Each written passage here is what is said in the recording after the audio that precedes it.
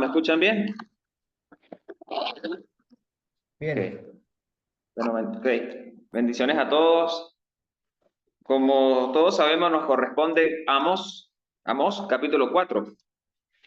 Y nuevamente, pues aquí menciona lo que hemos venido estudiando en el libro de los profetas, ¿no?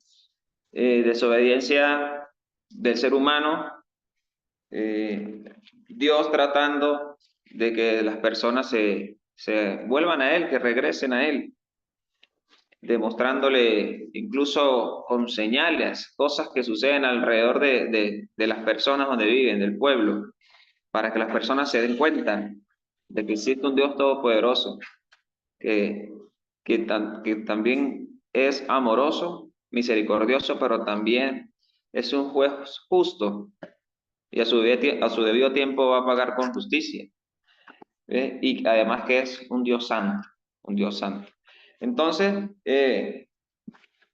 una de las cosas el cual mencionan aquí es Amós, que fue pastor, un cultivador de higueras, y que vivió entre la frontera de Israel y Judá.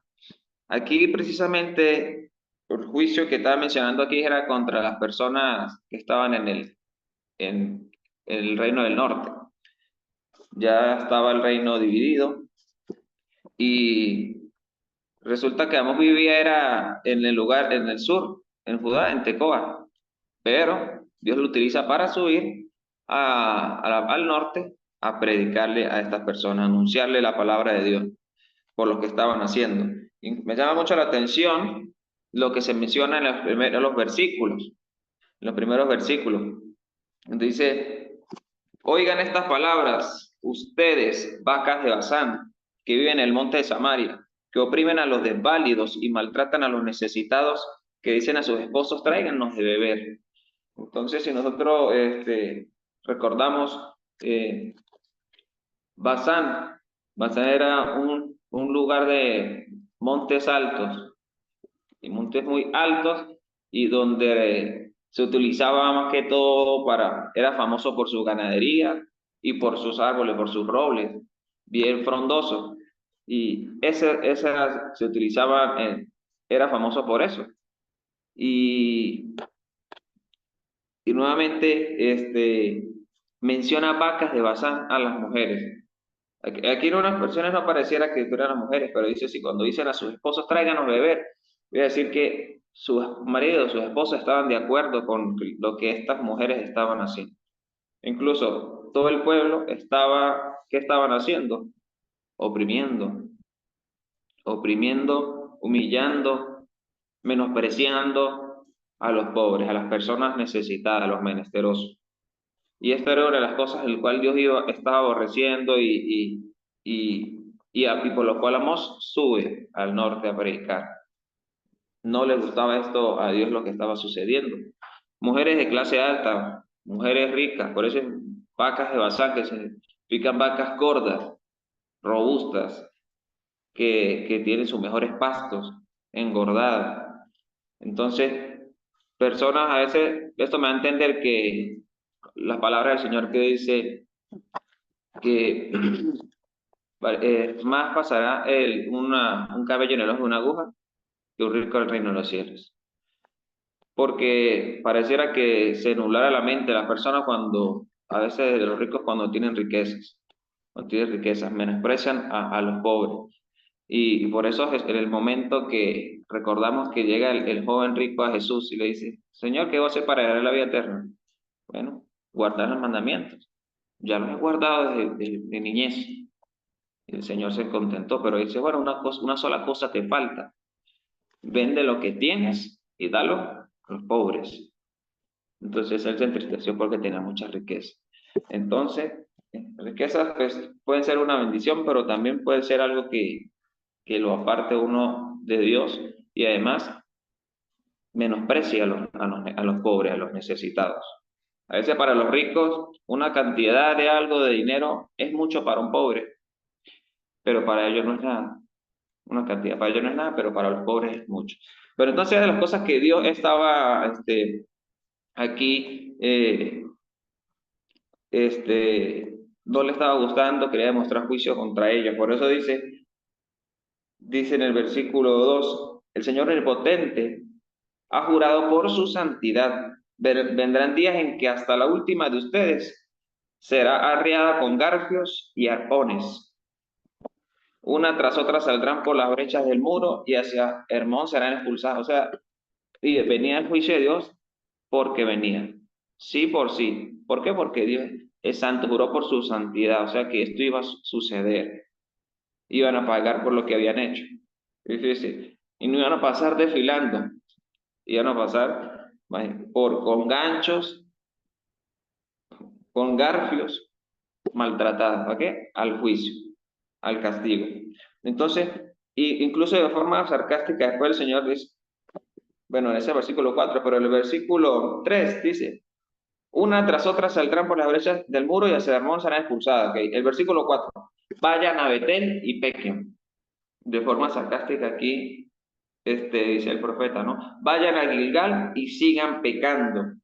Entonces, Gilgal se menciona en el libro de Josué 39 veces. Bueno, 39 veces. Fue el lugar donde ellos acamparon después de cruzar el río Jordán con los pies secos y donde dirigieron las 12 piedras. Allá también donde, pasando allá se celebró la Pascua también, se celebraron fiestas importantes. Entonces, así, hacían cosas importantes para Dios, el pueblo.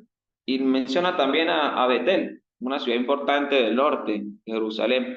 Pero allá eran unas cosas que había, después de la división del reino, eran que el pueblo, el rey Jeroboam, pues, celoso de que el reino del sur, que las personas se iban a regresar a Jerusalén a adorar a Dios en el templo, pues decide crear templos paganos. Dos templos paganos donde colocaron becerros de oro, sus dioses, sus ídolos.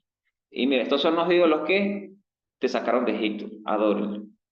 Entonces, en estos lugares donde toda la presencia de Dios, pues las personas lo dañaron y metieron, formaron adoración idólatra, que era lo que Dios nuevamente castigaba y aborrecía. Entonces, Dios de ahí en adelante, pues Dios, vemos aquí, por la dureza, dureza de las personas, todos los seres humanos, pues a veces pasamos por esa dureza que endurecemos nuestro corazón, tomamos nuestro Dios para escuchar el mensaje de Dios. Y aquí era igual. De los versículos del 6 hasta el 11, Dios da señales, cosas que sucedían alrededor de las personas, del pueblo de Israel más que todo, para que ellos se dieran cuenta, oye, que Dios no les estaba gustando eso, que se volvieran. El 6 dice, yo les hice pasar hambre en todas sus ciudades y los privé de pan en todos sus poblados, con todo, ustedes no se volvieron a mí. Yo les retuve la lluvia cuando aún faltaban 3 meses para la cosecha. En una ciudad hacía llover, pero en otra no. Una parcela recibía lluvia, mientras que otra no, y se secó. Vagando de la ciudad, y en ciudad iba la gente en busca de agua, pero no calmaba su sed. Con todo, ustedes no se volvieron a mí. El versículo 9. Castigué sus campos con plagas y sequía. La langosta devoró sus huertos, viñedos y sus higueras y los olivares. Con todo, ustedes no se volvieron a mí. Les mandé el 10, les mandé plagas como las de Egipto. Pasé por la espada a sus mejores jóvenes, junto con los caballos capturados. Hice que llegara hasta sus propias narices el hedor de sus cadáveres, de los cadáveres. Con todo, ustedes no se volvieron a mí. Yo les envié destrucción como la de Sodoma y Gomorra. Quedaron como tizones arrebatados del fuego. Con todo, ustedes no se volvieron a mí. 5 veces menciona Dios esta frase, ustedes no se volvieron a mí. O sea, ustedes no quisieron arrepentirse. Ustedes con su duro corazón. Incluso todo lo que estaba pasando alrededor, que era a favor de ellos para que se dieran cuenta. Muchas señales, acontecimientos con la naturaleza, guerras, muertes. Ellos veían que había sequía y los campos estaban secos, no tenían, había hambre. Cosas que suceden a nuestro alrededor que hoy también nosotros hemos dado cuenta de que Dios nos demuestra que Él tiene el control sobre todas las cosas. No hay nada que no suceda en el mundo que Dios sepa, Dios tiene el control de todo. Estas cosas que suceden alrededor, buenas, tristes o cosas malas, nos deben siempre recordar que existe un Dios que es santo, que un día va a juzgar a la humanidad, que si nosotros, de dónde estamos parados en este momento, nos encontramos delante de Él, como el versículo de hoy, preparados para encontrarnos con Dios. ¿Cómo estamos nosotros? ¿Cómo es nuestra vida? Estamos, si eres rico, eres de clase alta, ¿estás ayudando o estás menospreciando a los demás? Eh, y el castigo era por eso, el castigo era por no volverse. Por los dos versículos que ahorita nos falta leer, era por el pueblo no arrepentirse y no regresar a Dios, no entender que estas cosas, Dios estaban pasando cosas alrededor que quería Dios llamarlos otra vez, llamar la atención de ellos para que volvieran. Cosas importantes que nosotras más nos cuentan en nuestra vida cotidiana hoy en día.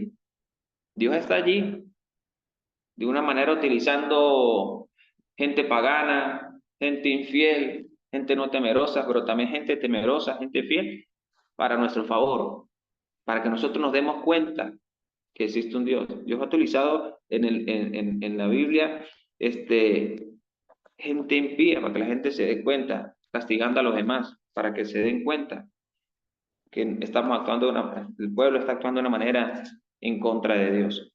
Entonces, por eso el versículo 12. Por eso, Israel, voy a actuar contra ti. ¿Y cómo voy a hacerlo? Prepárate, Israel, para encontrarte con tu Dios. Y esto es lo que nosotros debemos estar presente todos los días, eh, estar organizando nuestra vida con esto, prepararnos para encontrarnos con Dios, pero no, no como ahorita, para encontrarse con el aterrador juicio de Dios, no. Esperemos, vivamos con una vida confiada, una vida en fidelidad a Dios para cuando nos encontremos con Dios, no sea para que Él nos castigue, no sea para que nos caigamos en su terror juicio, sino para ser librados de Él, para ir a la presencia de Dios confiados, gracias a la misericordia y a la gracia de nuestro Señor Jesucristo. Tenemos esa oportunidad de volvernos a Él, volvernos a Dios, arrepentidos. Y una vez más reconocer, porque el 13, he aquí, el que forma las montañas, el que crea el viento, el que revela al hombre sus designios, el que convierte la aurora en tinieblas, el que marcha sobre las alturas de toda la tierra, su nombre es el Señor Dios Todopoderoso. Acerquémonos con temor a nuestro Dios, reconociendo las cosas malas que hayamos hecho o que estemos haciendo y vamos a volver, no vamos a arrepentirnos. Hay un juicio porque Dios es santo y no puede el pecado estar en su presencia.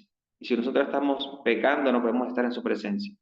Así que vamos a orar, hermanos, reconociendo estas cosas que nos enseña el profeta Amós en este capítulo. Amadísimo y bendito Dios Todopoderoso, Creador del cielo y de la tierra, dueño de todas las cosas que existen en este mundo y en el universo. Reconocemos tu grandeza, tu poder, que nada en este mundo sucede sin que usted no lo sepa ni que usted lo permita, Señor. Ayúdanos a nosotros, Padre, tus hijos, a reconocer cada día que tú eres un Dios santo y debemos actuar como tal, Señor, también. Que las cosas que sucedan a nuestro alrededor, todas las cosas, sean buenas o malas, nos van a ayudar, Padre, en todo momento. Es para nuestro bien, para recordar que cada día debemos volvernos a ti, estar en tu presencia, para vivir confiados de que si partimos de este mundo, Señor, vamos a encontrarnos con usted, pero no para caer en tu juicio, Señor, sino para estar en tu presencia y recibir la vida eterna, Señor. Te agradecemos por tu palabra, por las oportunidades que nos da, Señor, de estar en comunión, de limpiarnos de nuestra maldad, Señor. Bendice a cada uno de nuestros hermanos aquí presentes, nuestras hermanas, para que tú le sigas dando esa fuerza, esa fidelidad y firmeza en la fe para continuar en este camino, Señor. Te agradecemos una vez más, Padre, y te rogamos por nuestros enfermos, las personas que se encuentran delicadas de su salud, en especial por Lisette, Señor, que está a punto de dar a luz. Cuídala y cuida a su bebé que viene en camino, Padre. Te damos las gracias en el nombre de Jesús. Amén. Amén. Bendiciones, mis amados hermanos. Gracias.